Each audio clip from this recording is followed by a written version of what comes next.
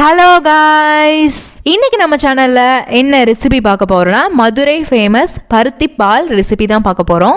அதுக்கு முன்னாடி சேனல் இன்னும் சப்ஸ்கிரைப் பண்ணலைன்னா சப்ஸ்கிரைப் பண்ணிக்கோங்க. வாங்க வீடியோக்குள்ள போகலாம். ஃபர்ஸ்ட் வந்து பருத்தி பால் விதை எடுத்து வச்சுக்கோங்க. அதை வந்து 2 தடவை நல்லா அலசிட்டு நல்லா 8 மணி நேரம் நல்லா ஊற வச்சு எடுத்துக்கலாம். அதுக்கப்புறம் ஒரு பவுல்ல பச்சரிசி எடுத்துக்கலாம். அதை வந்து நல்லா அலசிட்டு 2 மணி நேரம் நல்லா ஊற வச்சுக்கோங்க. இப்போ வந்து நம்ம பருத்தி விதையை நல்லா தண்ணி ஊற்றி நல்லா அரைச்சு எடுத்துக்கலாம். அரைச்சு எடுத்துட்டு நல்லா ஃபில்டர் பண்ணிக்கோங்க. அதுக்கப்புறம் அந்த சக்கையை திரும்ப எடுத்து தண்ணி கொஞ்சமா ஆட் பண்ணி இப்போ வந்து திரும்ப வந்து அதை நல்லா வடிச்சு எடுத்துக்கோங்க.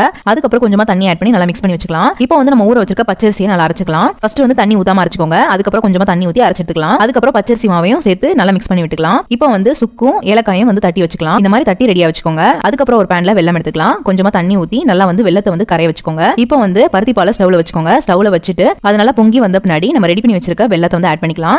ஆட் பண்ணிட்டு நல்லா மிக்ஸ் பண்ணி விட்டுக்கோங்க. மிக்ஸ் பண்ணிட்டு நம்ம தட்டி வச்சிருக்க சுக்கு ஏலக்காய் வந்து ஆட் பண்ணிக்கோங்க. லாஸ்டா வந்து துருவன தேங்காய் ஆட் பண்ணிட்டு நல்லா மிக்ஸ் பண்ணிட்டு ஸ்டவ் ஆஃப் பண்ணிடுங்க. அவ்வளவுதான், ரொம்பவே ஈஸியான பருத்தி பால் ரெடி ஆயிடுச்சு.